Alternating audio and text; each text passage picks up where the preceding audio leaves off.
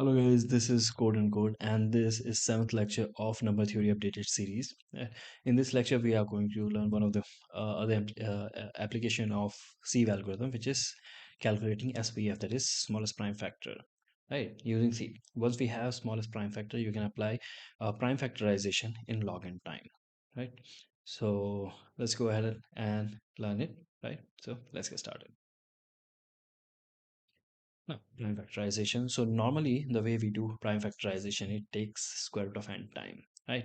Now using Sieve in log n time, we can pre-process all of the numbers in range 1 till n, right?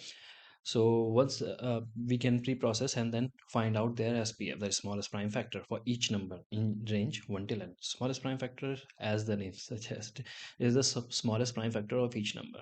For example, for 12, smallest prime factor would be 2. For 15, the smallest prime factor would be 3. So in the range 1 till n, for each number, we will calculate the smallest prime factor using Sieve. So once we have that, we can actually calculate prime factorization of each number in log n time, right? So SPF of I will have smallest prime factor of I. Simple stuff, right? Let's go ahead and see how we'll do that. So see, uh, how you will prime factorize, I'll explain that using SPF, right? And then later I'll explain how we can calculate SPF. So I have written down SPF of each number from 2 to 12 because that is exactly what we are going to do. And the way you apply prime factorization will be this. While n is greater than 1, that means still has some primes, right? What you can do, you can find out its SPF, let's call it P, and then print that prime number because that is a prime factor of that original number n, and then divide n by P. So the way you do it is, let's say n is equals to 12, right? So SPF of 12 is 2. So I'll print 2 and divide n by 2. So 12 by 2 is 6. So now my n becomes 6. Again, I'll calculate SPF of 6, which is 2, right? Again, I'll write 2. So my output is 2, 2, right? And then divide 6 by 2. Now I have 3. So I'll calculate SPF 3, which is, I'll get the SPF of 3 from SPF array, and that is 3. For smallest prime factor of 3 is 3, right? So I'll print 3 and now divide n by 3, which is 3 by 3 is 1. As soon as n becomes 1, stop, right? So this is your prime factorization for 12, 2, 2 and 3, right? 2 times 2 times 3 is 12. So this way you can see we have done it in log n time, right? So this is how you can utilize SPF array to calculate prime factorization in log n time. Now the question is, how do we calculate the SPF array? Of course, using Sieve algorithm. How? This. So what you'll do is, of course, define SPF array of size n plus 1, right? And for each integer I in range 1 to n, we'll set that SPF of I is equals to I. That initially we are assuming SPF of each number is that number itself, right? Now we'll go through, we'll basically apply the sieve. So again, we'll start from 2, go till square root of n only. Sorry. Starting from 2, we'll go till square root of n only, right? And then check whether I is a prime number or not. If I is a prime number, SPF of I will be equal to I, right? Because for prime number, the smallest prime factor of that prime is itself, right? Smallest prime factor of 7 is 7 because 7 is a prime number. So if SPF of I is equals to I, that means I is a prime number, right? Now what we'll do, we'll go to all of the multiple of I starting from I square, right? We know why we are starting from I square. We have discussed this in Sieve algorithm, right?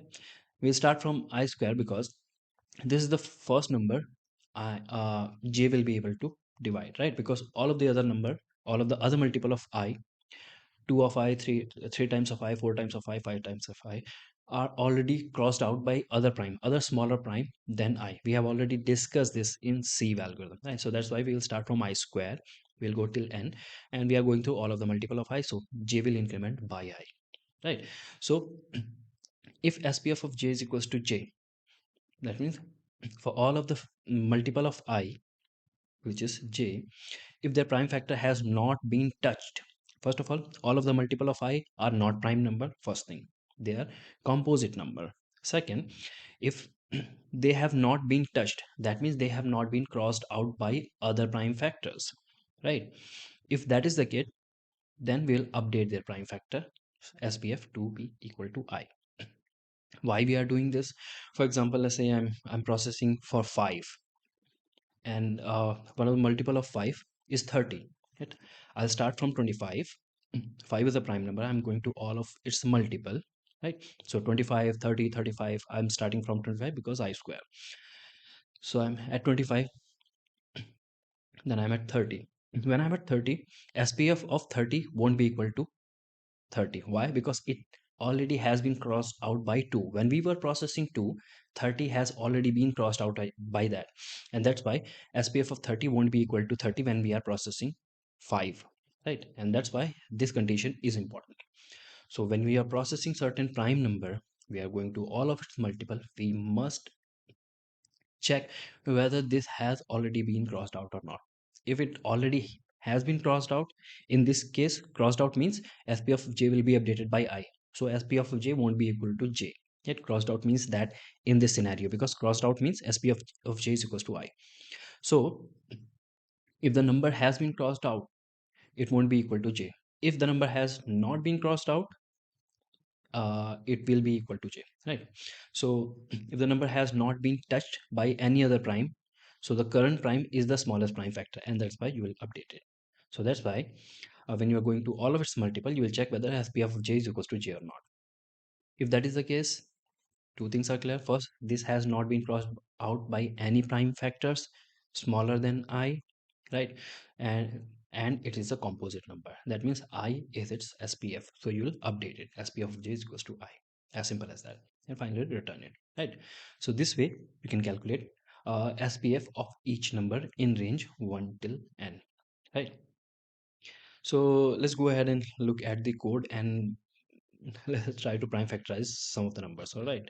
So here you see I have wrote down the same implementation here, right? Now what I'm doing, I'm reading n and q. N will be the number up to which I want to find out the prime factors of each number, and q is the number of queries I want to perform, right? So now I'm building SPF till n. Now I have the SPF. Now I'm going through all of the queries. Each time reading the number which for which I want to find the prime factor, right?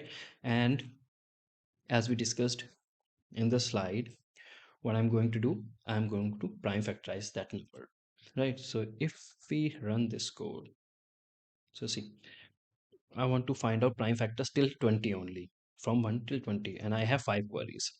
Let's say I want to find out prime factor of let's say 12.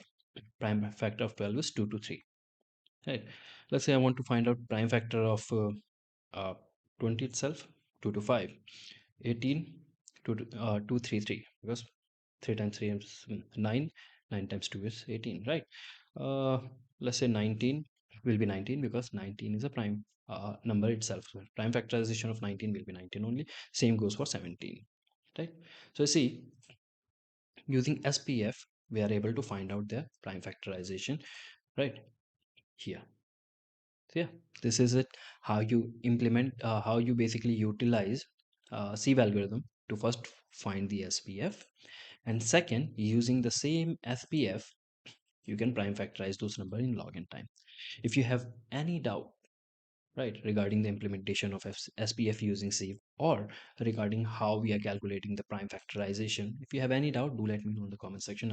I'll be more than happy to explain you or clear any doubt that you have. Right? So yeah, this is it for this lecture. Thank you guys for watching. Until the next video drops, keep coding. Thank you.